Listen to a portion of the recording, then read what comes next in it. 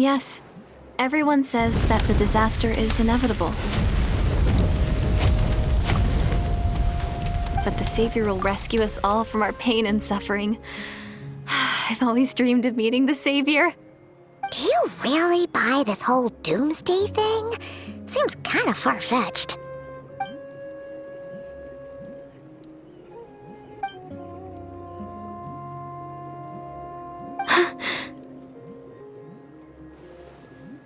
See? She broke eye contact. Sure sign of a guilty conscience. Time to press her for answers. What's wrong, Deirdis? Something's clearly bothering you. You want to tell us what's going through your mind? Oh, I just, how should I put it? The Traveler looks just like the Savior of my dreams. And it's not every day that the Savior of your dreams swoops in and saves the day in your moment of crisis. So I'm just a little overwhelmed, that's all. 3 seconds of unbroken eye contact is the limit. I don't think my mind and body can handle any more than that. What do you mean, limit? What happens after 3 seconds? I'm sorry. Please forget that I said anything. Let's just leave it there for now. Like I said, I'm going to hide here until I feel well enough to move again. If you manage to find the Savior in the meantime, please come and let me know. Thank you.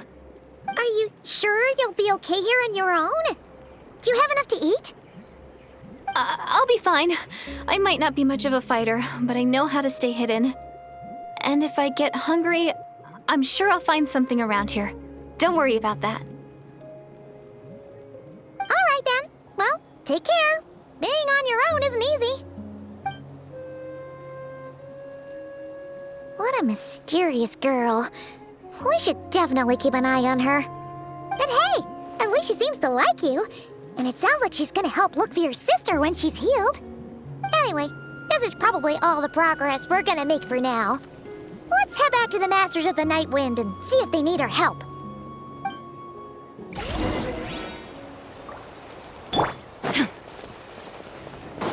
Let's ride!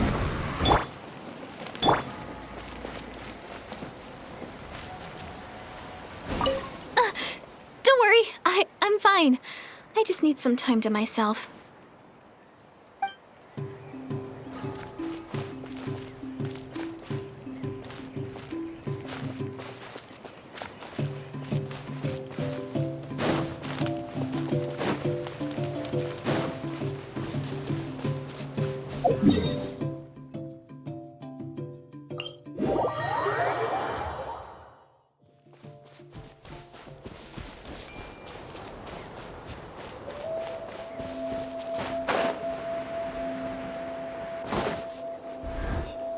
Oh, you're back!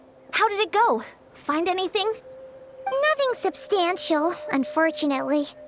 But we had the weirdest experience. So I take it that the war's still on? That's okay. I just wasn't sure, because things seemed to be at a standstill while you were gone. The Abyss Order hasn't attacked us, and since we don't know what they're planning, we haven't made a move either. In a word, it's a stalemate. The guards have been keeping watch around the clock, but for everyone else, you wouldn't even know we're at war. Huh. Really makes you wonder what the Abyss Order's thinking.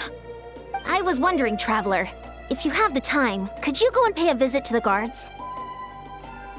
They've been working a pretty demanding schedule. I was gonna go see them myself, but I'm sure they'd appreciate a visit from the greatest hero of our time. Oh, but you're a great hero too, Yan-san. Great. Thanks, you two.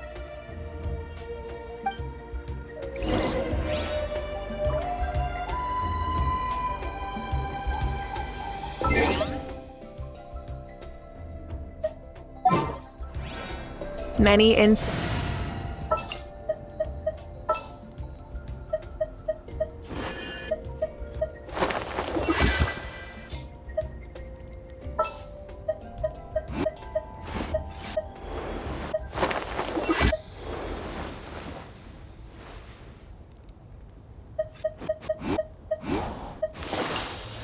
Let's go stretch our legs while the flavors are mingling.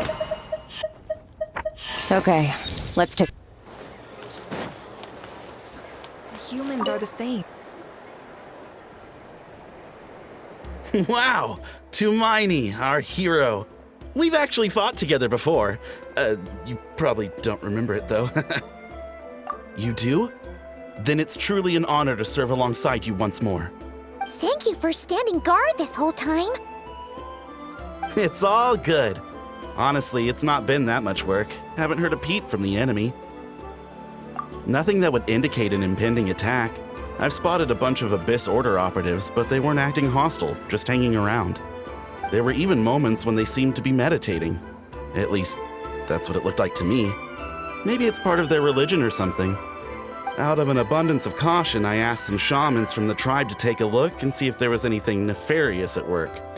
But they didn't sense anything untoward, so we just put it down to religious ceremony and left them to it. Interesting. Oh well, the more time they spend meditating, the less time they spend trying to beat us to a pulp. Well, the shamans didn't raise any concerns, so how bad could it be? As far as I'm concerned, so long as they don't pose an active threat, they can do all the cult worship activities they want. Besides, as soon as everything's in place and we're ready for an all-out offensive, there'll be no match for us. Sounds like morale is pretty high. Guess there's strength and confidence in numbers. Let's keep going, traveler. Besides, as soon as everything's in place and we're ready for an all-out offensive, there'll be no match for us.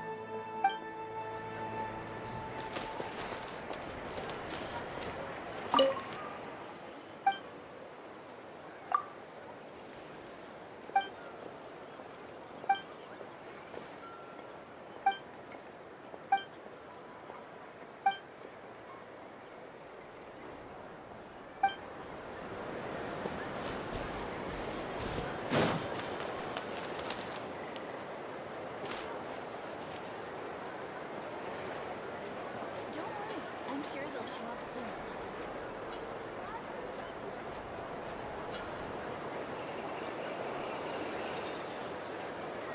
Gotta sort out this cash flow problem as soon as possible. Some new paint color combos. Exploration and trials. Adventuring is right up my alley. Huh? Is that Tumaini? What brings you here? Is this, like, a meet and greet? I wasn't... I'm so nervous. Hey, come on! You'd march to war without so much as blinking.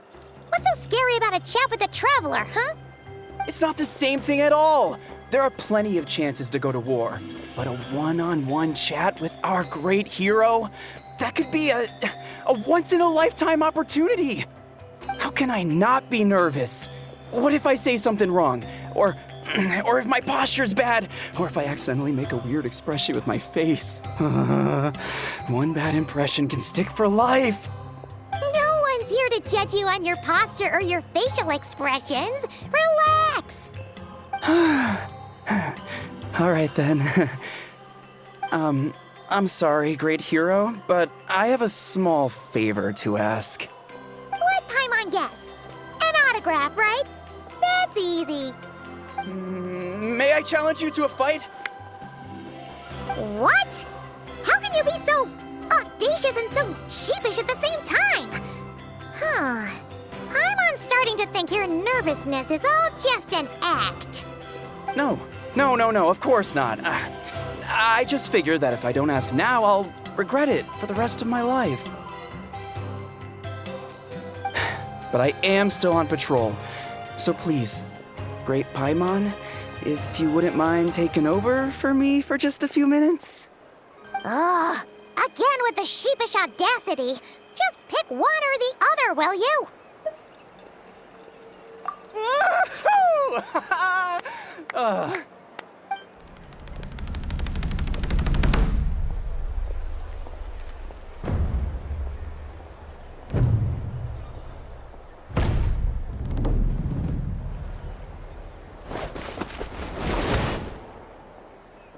Obviously, I never expected to win, but until now, I didn't appreciate just how great the gulf was between us. I'll be bragging about the day I got to spar with Hermione for the rest of my life. Today's really my lucky day. Oh, Paimon can't keep up with you. Your tone has changed all over again. Now you've had a spar with the Traveler. What gives? Well, some people connect through conversation, but we warriors bond by sparring. And now that I've had a bout with the hero, we're no longer strangers. Nothing to be nervous about anymore. Okay. Well, to each their own. But Paimon's still gonna stick to conversation. Not at all. We haven't spotted any new enemy movements. As Paimon expected, nothing here either. Let's do another lap and get back to Ian-san.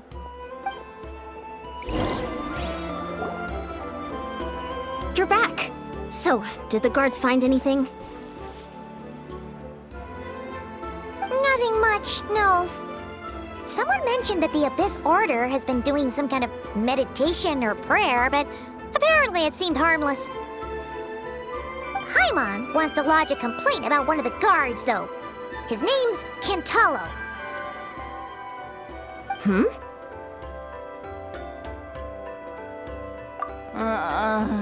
Traveler? You're back already? And no one thought to wake me up, huh? In fairness, you look pretty hungover. Can't imagine anyone wanting to wake you up in that state. I'll have you know I'm perfectly sober when I'm hungover. Okay. I'll admit that sounds strange at face value, but regardless, what I meant to say is, I heard something about the Abyss Order engaging in meditation. Yeah, that's right. Does that mean anything to you, St. Lolly?